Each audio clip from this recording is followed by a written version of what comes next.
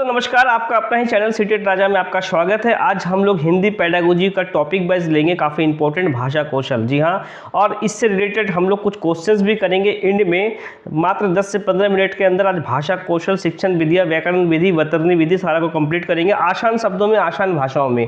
दोस्तों यहाँ पे 2011 से लेकर 2021 तक का प्रीवियस ईयर पेपर काफ़ी स्मूथली आसान भाषाओं में आपको मिलेगा। डिजिटल क्लासेस दोनों को इस बार कर लोगे दोस्तों, गारंटेड। इस बार सीटेट इजी गोइंग मक्खन के साथ ट्रिकी वे में, मैजिकल वे में फर्स्ट अटेम्प्ट में निकालोगे। सीटेट का बनना है राजा, सब्सक्राइब करेंगे सीटेट राजा।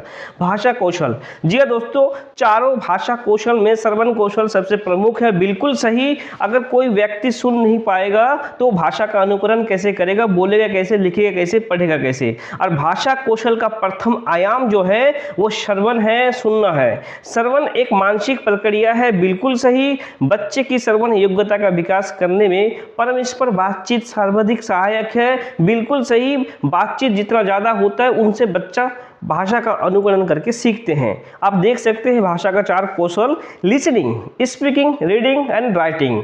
अब दोस्तों काफी एक इंपॉर्टेंट क्वेश्चन है ग्रहणात्मक कौशल, या जिससे हम ज्ञान का ग्रहण करते हैं। हमेशा याद रखेंगे ज्ञान का ग्रहण हम कैसे करते हैं, रीडिंग एंड लिसनिंग, श्रवण और पढ़ के, सुन के, पढ़ के हम ज्ञान का ग्रहण करते हैं, इसलिए हम कहते हैं इसे ग्रहणात्मक कौशल। अब एक क्वेश्चन और आता है, अभिव्यक्ति हम कैसे करते हैं। तो अभिव्यक्ति हम स्पीकिंग, बोल के और लिख के हम अभिव्यक्ति करते हैं, और इसीलिए इसे कहते हैं अभिव्यक्तक कौशल। याद रखेंगे, नोट डाउन करेंगे। जी हाँ दोस्तों, सीटेट का बनना है राजा, सब्सक्राइब करेंगे सीटेट राजा। चैप्टर 2 लेंगे भाषा कौशल। अब देखेंगे परस्पर भाषा कौशल, परस्पर बातचीत, वार्तालाप, सुनने और बोलने के कौशल को विकास में सहायक है। आप देख सकते हैं, कहाँ जा रहे हो पापा, ये बोल रहा है बच्चा, काफी ग्रुप में रीडिंग कर रहा है, पिक्चर में आप देख सकते हो। ये भाषा कौशल के आयाम हैं। अब देखेंगे कुछ दोस्तों भाषा कौशल में पठन कुशलता। जी हाँ, बच्चों की पठन कुशलता का विकास करने में विभिन्न संदर्भों में जुड़ी सामग्री से अधिक महत्वपूर्ण है टीएलएम, मल्टी टीएलएम। विविध रूप से भाषा का वातावरण बच्चे के लिए, भाषा कौशल के लिए सबसे महत्वपूर्ण है। जी हाँ, नोट डाउन करेंगे। नेक्स्ट लेंगे मौन पठन, गौर करेंगे। मौन पठन में स्वरहीनता, पठन गति तथा अर्थ ग्रहण पे विशेष ध्यान दिया जाता है। मौन पठन में अर्थ ग्रहण पे बल दिया जाता है, इसलिए वह ज्ञान अर्जन का मुख्य आधार है मौन पठन। अगर किसी भी ज्ञान, जैसे हम लोग मौन पठन करते हैं, अर्थों को समझते हैं, और मौन पठन में सबसे ज़्यादा अर्थ ग्रहण होता है। नोट डाउन करेंगे। नेक्स्ट लेंगे सुनना कौशल। अब देखिए क्वेश्चंस लेते हैं। क्वेश्चन नंबर 1, सुनना कौशल के बारे में कौन सा उचित नहीं है। सुनना कौशल अन्य कौशल के विकास में सहायक है, ये बिल्कुल सही है। सुनना कौशल का विकास भाषा के नियम को पहचानने या निर्माण करने में सहायक है, बिल्कुल सही। सुनना कौशल सबसे कम महत्वपूर्ण है, ऐसा बिल्कुल नहीं। सुनना कौशल सबसे इम्पोर्टेंट है और प्रथम आयाम है भाषा कौशल का, क्योंकि बच्चा सर्वप्रथम जो भी भाषा सीखता है अनुकरण के माध्यम से सुन के सीखता है। सुनना कौशल मौखिक कौशल के अंतर्गत आता है। जी हाँ, बिल्कुल सही। सुनना कौशल एक तरह का मौखिक कौशल के अंतर्गत ही आता है, संप्रेषण का एक माध्यम है सुनना और बोलना। क्वेश्चन नंबर 2 लेंगे दोस्तों, भाषा कौशल में सबसे पहले किस कौशल का विकास करना चाहिए। सबसे पहले भाषा में आप श्रवण कौशल यानी कि सुनने को विकास करोगे। अगर बच्चा सुन लिया तो फिर वो बोल भी लेगा अनुकरण के माध्यम से। क्वेश्चन नंबर 3 लेंगे, बच्चे की श्रवण योग्यता का विकास करने में सर्वाधिक सहायता क्या है। अब दोस्तों श्रवण, आपको सुनना, इसको आप डेवलप करोगे बच्चे में। ऑडियो टेप ठीक है, ऑडियो टेप ठीक है, लेकिन ऑप्शन 2 चेक करेंगे। ऑप्शन 2 में परस्पर बातचीत है। जब अंतःक्रिया होगा, परस्पर बातचीत होगा, संप्रेषण होगा, तो बच्चा अभिव्यक्ति ज्यादा करेगा, भाषा का विकास ज्यादा होगा। नोट डाउन करेंगे। शब्दों का श्रुत लेख ये इतना इंपॉर्टेंट नहीं है, और भाषा प्रयोगशाला भी उतना इंपॉर्टेंट नहीं है। क्वेश्चन नंबर, अब देखेंगे दोस्तों भाषा शिक्षण की विधियां क्या क्या है, इसे नोट डाउन करेंगे। बिना मातृभाषा का प्रयोग किए हुए सीधा एक नया भाषा का ज्ञान दिया जाता है, उसे हम प्रत्यक्ष विधि कहते हैं। जी हाँ, नोट डाउन करेंगे। जैसे हम लोग इंग्लिश सीखते हैं, हमें सीधा व्याकरण बता दिया जाता है, हमारा मदर टंग से कोई रिलेशंस नहीं होता है, और उस लैंग्वेज के प्रति हमें उस लैंग्वेज को हम लोगों को सिखाया जाता है। तो बिना मातृभाषा का प्रयोग किए हुए सीधा कोई नया भाषा का शिक्षा दिया गया, उसे हम क्या कहेंगे, प्रत्यक्ष विधि, जिसे हम डायरेक्ट मेथड भी कहते हैं। विद्यार्थियों को व्याकरण के नियम पहले ही सिखाए जाते हैं। यह मान लिया जाता है कि सीखने वाले को अपना मातृभाषा पे अधिकार है। इसे अनुकरण व्याकरण विधि कहते हैं। जी हाँ, जैसे आप देख सकते हैं यहाँ बच्चे लोगों को ये टीचर्स पढ़ा रही है। जी हाँ, नेक्स्ट देखेंगे अब भाषा शिक्षण की प्रत्यक्ष विधि। यहाँ पे थोड़ा सा टैबलेटिंग मिस्टेक हो गया, प्रत्यय हो गया, लेकिन प्रत्यक्ष विधि में आंतरिक शिक्षण सामग्री की कोई आवश्यकता नहीं, बिल्कुल ऐसा नहीं है। सामग्री की आवश्यकता होती है। भाषा की विविध संरचनाओं के लेखन हेतु अभ्यास पे बल दिया जाता है, ऐसा बिल्कुल नहीं है। मातृभाषा का निरर्थक हस्तक्षेप होता बिल्कुल सही है, क्योंकि हम डायरेक्ट मेथड में मातृभाषा का सपोर्ट लेते ही नहीं है और निरर्थक हस्तक्षेप होता है मातृभाषा का। भाषा अर्जन की स्वाभाविक स्थिति का निर्माण करता है, ऐसा नहीं है, स्वाभाविक स्थिति का निर्माण नहीं करता, हस्तक्षेप होता है हमारा मातृभाषा। क्वेश्चन नंबर 2 लेंगे, भाषा शिक्षण की कौन सी विधि मातृभाषा को मध्यस्थ बनाए बिना दूसरी भाषा को सिखाने पे बल देती है? अभी हम लोगों ने रीड किया था, अनुवाद विधि नहीं, द्विभाषी विधि नहीं, व्याकरण एवं अनुवाद विधि बिल्कुल नहीं, प्रत्यक्ष विधि जिसे हम इंग्लिश में डायरेक्ट मेथड भी कहते हैं। क्वेश्चन नंबर 3 लेंगे, भाषा शिक्षण की सूत्र विधि का मूल स्रोत कौन सी भाषा में है? तो दोस्तों सूत्र विधि की अगर हम बात करेंगे, रूसी, संस्कृत, फ्रेंच, जर्मन, तो संस्कृत में दोस्तों सूत्र विधि है। नोट डाउन करेंगे, संस्कृत विधि जो है वो सूत्र विधि है और देव भाषा है, याद रखेंगे। अब कंप्लीट हम लोग करेंगे बतरनी शिक्षण। हिंदी बतरनी की अशुद्धियों का अनेक कारण है। नोट डाउन करेंगे क्या क्या कारण हो सकता है।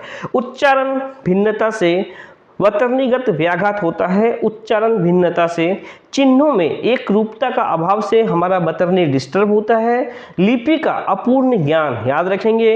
और एक क्वेश्चन सीटेड में आया था कि किस चीज की कमी से हम कभी भाषा सीख ही नहीं सकते हैं, तो हम लिपि के बगैर किसी भाषा को नहीं सीख सकते। हिंदी का लिपि देवनागरी, इंग्लिश का लिपि रोमन होता है। नोट डाउन करेंगे। अच्छा, ऑप्शन 4 बतरनी में मात्राओं के प्रयोग में असावधानी से भी हमारा उच्चारण में बतरनी में भेदभाव प्रॉब्लम्स आती है। अब ऑप्शन 5 देखेंगे, शब्द रचना और अर्थभेद की अनभिज्ञता तथा सादृश्य आदि भी हमारा बतरनी में शिक्षण के लिए इंपॉर्टेंट है। अब देखेंगे बतरनी शिक्षण। बतरनी ठीक करने हेतु कक्षा में प्रिंट समृद्ध माहौल का निर्माण करना। दोस्तों प्रिंट समृद्ध माहौल इन द सेंस विविध रूप में TLM अधिगम शैलियों का इस्तेमाल करना ही प्रिंट समृद्ध माहौल है। आप देखेंगे यहाँ पे टीचर क्या माहौल क्रिएट करके बच्चे का बतरनी को सही कर रही है। अब एक चीज इससे रिलेटेड क्वेश्चंस लेंगे। यदि सुलेखा रेलगाड़ी लिखती है तो एक भाषा शिक्षक के रूप में आप क्या करेंगे? तो रेलगाड़ी शब्द घेरा लगा के सही शब्द लिखकर सुलेखा की कॉपी वापस कर देंगे? बिल्कुल नहीं। इससे क्या सुलेखा सीख सही कर लेगी? नहीं। रेलगाड़ी शब्द पे घेरा लगाएंगे और सुलेखा को डांटेंगे ताकि वो आगे से शब्द को सही सही लिखे? बिल्कुल नहीं। आप कभी भी बालक स्टूडेंट को कभी डांट ही नहीं सकते, NCF के खिलाफ है वो। अब देखेंगे सुलेखा से रेलगाड़ी शब्द 30 बार लिख ताकि दोबारा गलती ना करे, ये तो और नहीं करेंगे आप। ऑप्शन 4 को चेक करेंगे, उसकी कॉपी में रेलगाड़ी शब्द लिखेंगे और सुलेखा से पूछेंगे कि लिखे हुए दोनों शब्दों में क्या अंतर है, उसे अपना शब्द स्वयं ठीक करने के लिए कहेंगे। बिल्कुल सही। आप 2 शब्द को लिखेंगे और दोनों का अंतर सुलेखा से ही पूछेंगे तो सुलेखा उसमें रिलेट करेगी, उसके भूल कहाँ पे थी, गलती कहाँ पे थी, तब वो खुद ही उसको वो ठीक कर लेगी। बिल्कुल सही दोस्तों। क्वेश्चन नंबर 2 लेंगे, भाषा शिक्षण के अंतर्गत बतरनी संबंधित त्रुटियों का निवारण करना चाहिए। तो बतरनी संबंधित त्रुटि का निवारण क्यों करेंगे? बतरनी का शुद्ध उच्चारण एवं लेखन अभ्यास करवाकर बतरनी सही कराएंगे? जी ऐसा बिल्कुल नहीं। त्रुटियों को प्रकार गिन के? बिल्कुल नहीं। बतरनी के बारे में कुछ बातें बताकर, जी हाँ, जब आप बातें कुछ बताएंगे उसके बारे में तो बतरनी खुद ब खुद वो सही होगा। त्रुटियों का उपेक्षा करेंगे? बिल्कुल नहीं। त्रुटि जो है पार्ट ऑफ अधिगम का एक पार्ट है। बच्चे जितना त्रुटि करते हैं, हम शिक्षक होने के नाते हम उनका जो खाली गैप है, कहाँ पे वो कम अध्ययन कर रहे हैं, कहाँ पे ज़्यादा कर रहे हैं, क्या उनका प्रॉब्लम्स है, हम त्रुटियों से ही पता करते हैं। अब क्वेश्चन नंबर 3 लेंगे दोस्तों, विद्यार्थियों की हिंदी में बतरनी संबंधी की जाने वाली त्रुटियों को ज्ञात करने हेतु निम्नलिखित में से किस प्रकार की परीक्षा उपयोगी है?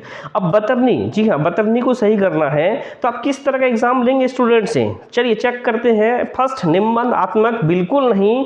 निम्नआत्मक से कल्पनाशील चीज, कल्पना तर्क, ये सब चीज़ों को आप चेक कर सकते हो। प्रयोगात्मक से बिल्कुल नहीं, मौखिक, जी हाँ, जितना ज़्यादा मौखिक बातें होगी, मौखिक सवाल जवाब होगा, अभिव्यक्ति होगी, संप्रेषण होगा, उतना ही बतरनी सही होगा। और वस्तुनिष्ठ कभी नहीं होगा। वस्तुनिष्ठ हमेशा याद रखेंगे, बंद अंत वाला प्रश्न में वस्तुनिष्ठ आता है। अब देखेंगे कौन अशुद्ध बतरनी का कारण नहीं है। अब अशुद्ध वातावरण बतरनी का कारण नहीं है, लेखन की असावधानी, जलवायु, अशुद्ध उच्चारण, व्याकरण का कम ज्ञान। तो दोस्तों हमेशा याद रखेंगे, व्याकरण का कम ज्ञान बतरनी का कारण कभी नहीं हो सकता है, क्योंकि जो बालक है विद्यालय जाने से पहले भी व्याकरण नियम को जानते हैं। पापा तुम जाओगे, मम्मी तुम जाओगी, मम्मी में वो स्त्रीलिंग का प्रयोग कर रहा होता है। और भाषाई पूंजी से लेस होता है, less in the sense, Hindi का लेस, इसका मतलब होता है परिपूर्ण। हमेशा याद रखेंगे, इसे इंग्लिश का लेस कर लेंगे तो आपका ये क्वेश्चन लेस हो जाएगा। हमेशा याद रखेंगे, नोट डाउन करेंगे। क्वेश्चन नंबर 5, भाषा शिक्षण की प्रक्रिया में, जी हाँ, ऑप्शन 1 को चेक करेंगे, विभिन्न विषयों की कक्षाओं में ही भी संभव है। ठीक है, ये बहुत अच्छा है कि विभिन्न विषयों की कक्षाओं में भी संभव है भाषा शिक्षण। अत्यंत जटिल प्रक्रिया है, ऐसा नहीं है, जटिल नहीं है। भाषा की कक्षा में ही संभव है, ही एक लिमिटेड टैग वर्ड है, ऐसा बिल्कुल नहीं। घर में संभव नहीं है, ऐसा बिल्कुल नहीं कि घर में संभव नहीं है। अब देखेंगे विभिन्न विषयों की कक्षाओं में भी संभव है, बिल्कुल सही। और एक चीज नोट डाउन करेंगे, हर विषय का सब्जेक्ट एक भाषा की कक्षा है। भाषा के बगैर ना आप गणित, ना विज्ञान, ना कुछ ही भी सब्जेक्ट को आप पढ़ा ही नहीं पाओगे दोस्तों। क्योंकि आप अगर गणित भी पढ़ा रहे हो कि राम के पास 2 कलम है, श्याम के पास 2 कलम है, दोनों का कलम मिला के कितने कलम हुए, तो भाषा का तो आप इस्तेमाल कर ही रहे हो। अगर आप भाषा को हटा दोगे तो आप किसी भी कक्षा में ना पढ़ा पाओगे, ना कुछ भी करा पाओगे। इसलिए प्रत्येक कक्षा भाषा की कक्षा है। नोट डाउन करेंगे, ये सीटेड में आया हुआ क्वेश्चन है। अब लास्ट व्याकरण शिक्षण पे ध्यान देते हैं हम लोग। व्याकरण शिक्षण क्या है और नोट डाउन करेंगे। प्राइमरी का 1 to 5 का एग्जाम दे रहे हैं तो व्याकरण शब्द अगर आ गया तो आपका फुल नेगेटिव में आता है, नोट डाउन कर लेंगे। अब देखेंगे व्याकरण शिक्षण, भावों की स्पष्टता भाषा पे निर्भर है और भाषा की शुद्धता व्याकरण पे है। का कितना सुंदर लाइन है, भाषा की स्पष्टता भाषा पे निर्भर है और भाषा की शुद्धता व्याकरण पे है। याद रखेंगे, व्याकरण भाषा की शुद्धता पे है। प्राथमिक कक्षाओं में व्यावहारिक व्याकरण का ही ज्ञान कराना चाहिए।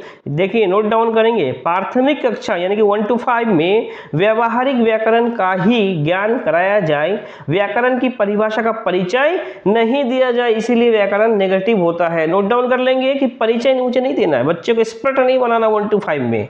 जो एक व्यावहारिक व्याकरण है, व्यवहार के जीवन में यूजफुल है, उतना सही में उन्हें आप रखेंगे। अब देखेंगे भाषा गद्य की पुस्तक पढ़ाते समय उसके उदाहरणों की सहायता से व्याकरण के नियम निकलवाए जाते हैं। जब आप कोई गद्य पढ़ा रहे हो तो उसी समय आप उसी लाइन से आप व्याकरण के नियम को भी आप एक्सप्लेन करोगे। याद रखेंगे, नोट डाउन करेंगे। अब देखेंगे इससे रिलेटेड क्वेश्चंस, व्याकरण शिक्षण के संदर्भ में कौन सा सही है, सही खोजना है। व्याकरण शिक्षण के लिए समय सारणी में अलग से काव्यांशों की व्यवस्था होनी चाहिए, ऐसा बिल्कुल नहीं दोस्तों। भाषा प्रयोग की अपेक्षा भाषा नियम को ही महत्व देना चाहिए। जी भाषा, ठीक है, नोट डाउन करते हैं, ऑप्शन 3 चेक कर लेते हैं। बच्चे परिवेश में उपलब्ध भाषिक प्रयोग के आधार पे स्वयं भाषा के नियम बनाने का क्षमता रखते हैं, बिल्कुल सही दोस्तों। बच्चे परिवेश में जो भाषा सीख रहे हैं, मम्मी तुम जाओगी, पापा तुम जाओगे, वो बनाने का क्षमता रखते हैं। व्याकरण शिक्षण अत्यंत आवश्यक है, ऐसा बिल्कुल नहीं कि अत्यंत आवश्यक है। जिस जगह अत्यंत ही आवश्यक ऐसा वर्ड आ जाए उनसे थोड़ा सा दूर ही रहेंगे आप। सीटेट का बनना है राजा, सब्सक्राइब करेंगे सीटेट राजा। क्वेश्चन नंबर 2 लेंगे। प्राथमिक स्तर पे एक अध्यापिका संज्ञा पढ़ाते समय संज्ञा की परिभाषा बताती है, उसके बाद उससे संबंधित उदाहरण समझाती है। अध्यापिका व्याकरण शिक्षण की कौन सी विधि अपनाती है। तो दोस्तों यहाँ पे देखेंगे कि आप जो टीचर्स है वो संज्ञा पढ़ा भी रही है और संज्ञा को परिभाषित भी कर रही है और उसका उदाहरण भी दे रही है। तो किस पद्धति का कर रही है, तो सूत्र विधि, आगमन विधि, निगमन विधि या प्रत्यक्ष विधि। तो दोस्तों देखेंगे जहां पे उदाहरण आ जाता है वो आगमन विधि होता है। और इसका एक ट्रिक मैं आज आपको बता दूं, आगमन पहले आ से होता है और आ से पहले आप उ लिखते हैं, याद रखेंगे। औ के आगे क्या आ गया, ऊ आता है, इसको अगर हटा देंगे ऊ, तो उदाहरण से नियम की ओर, ऊ से नियम की ओर अगर है तो आगमन विधि, और नियम से निगमन का नी है तो नियम, नी से नियम, नी से निगमन, नियम से उदाहरण की ओर अगर होगा तो निगमन विधि उसे कहते हैं। तो यहाँ पे जो अध्यापिका है उदाहरण भी दे रही थी, संज्ञा को पढ़ा भी रही थी, वो आगमन विधि का प्रयोग कर रही थी। अब देखेंगे दोस्तों कविता शिक्षण, नोट डाउन करेंगे मात्र कविता शिक्षण। कविता में विद्यार्थियों को भावात्मक संतुष्टि मिलती है। क्या मिलती है, भावात्मक संतुष्टि। उनकी सौंदर्य अनुभूति तथा कल्पना शक्ति में भी वृद्धि होता है कविता से। प्राथमिक स्तर पर कविता शिक्षण का उद्देश्य विद्यार्थियों में उचित गति, लय, ताल, हाव भाव के साथ कविता पाठ करने का क्षमता विकसित करना। हमेशा नोट डाउन करेंगे, कविता में लय होना चाहिए। जैसे कि आप मानो किसी को आप झांसी की रानी की कविता पढ़ा रहे हो तो एक थी झांसी की रानी, उसकी घोड़ा टुक टुक टुक, ऐसे लय होना चाहिए ताकि विद्यार्थी उसमें हाव भाव, आपका बॉडी लैंग्वेज होना चाहिए ताकि वो विद्यार्थी उसे आनंद ले, मनोरंजन ले और अधिगम को एंजॉय करे और आपका सफल उद्देश्य की आप प्राप्ति करें। नोट डाउन करेंगे। प्राथमिक स्तर पे विद्यार्थियों के विश्लेषण शक्ति विकसित हो जाती है। माध्यमिक स्तर पे होता है दोस्तों, आप अगर प्राइमरी में दे रहे हो तो विश्लेषण और व्याख्या नेगेटिव में आएगा। क्वेश्चन लेंगे फटाफट।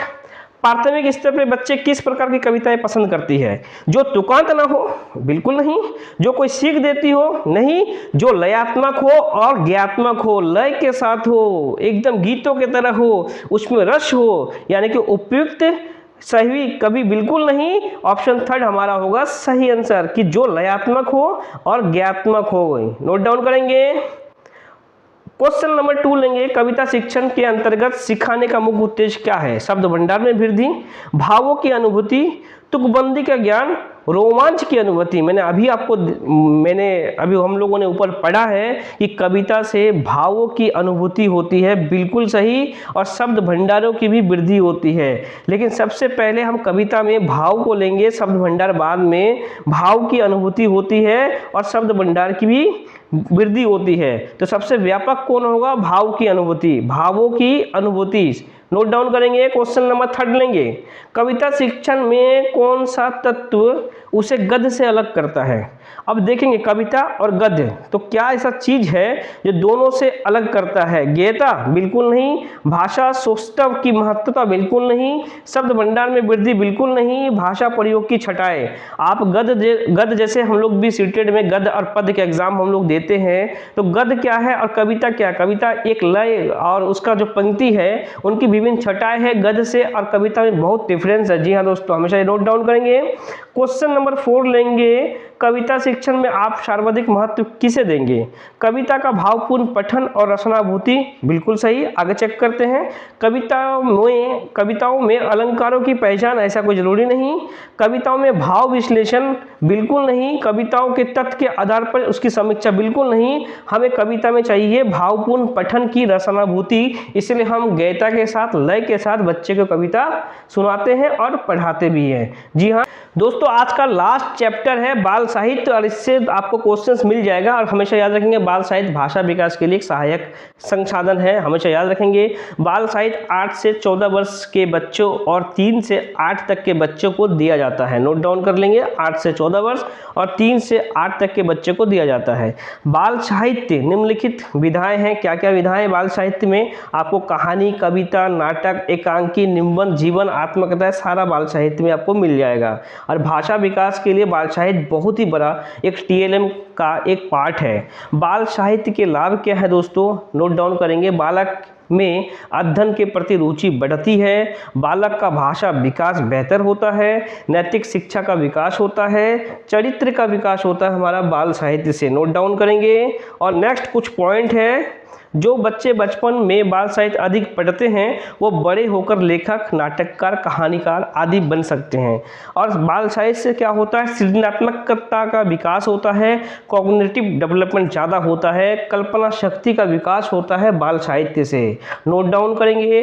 अब बाल साहित्य की कुछ विशेषता देख लेते हैं दोस्तों। यह बच्चे की बाल साहित्य के यह बच्चे की भाषा से मिलते जुलती भाषा में होना चाहिए। नोट डाउन करेंगे, यह बाल साहित्य अगर पूछा जाए कैसा होना चाहिए तो बच्चे की भाषा से मिलती जुलती भाषा में होना चाहिए। भाषा सरल होनी चाहिए, बच्चे की आयु के अनुसार होनी चाहिए। कठिन शब्द और घटनाओं का दोहराव होना चाहिए। हमेशा याद रखेंगे, कठिन शब्द और घटनाओं का दोहराव होना चाहिए ताकि बच्चा उससे कुछ कुछ नया नया वर्ड सीखे। देखने में सुंदर होना चाहिए, देखने में सुंदर होना चाहिए। जी हाँ दोस्तों, आज पूरा कंप्लीट हो गया हिंदी का पेडागोजी। प्लेलिस्ट में 10 वीडियो के अंदर पूरा हिंदी का पेडागोजी कंप्लीट करा दिया गया। चैनल पे आपको 2011 से लेकर 21 तक का प्रीवियस ईयर पेपर एक्सप्लेन के साथ मिलेगा और डिजिटल क्लास दोनों को कर लोगे। इस बार का सीटेट स्मूथली, ट्रिकी वे में, मैजिकल वे में, मक्खन के तरीके से फर्स्ट अटेम्प्ट में निकालोगे। सीटेट का बनना है राजा। सब्सक्राइब करें सीटेट राजा। अगर वीडियो अच्छा लगा है दोस्तों तो लाइक जरूर करें, एक कमेंट करें। जय हिंद, जय भारत।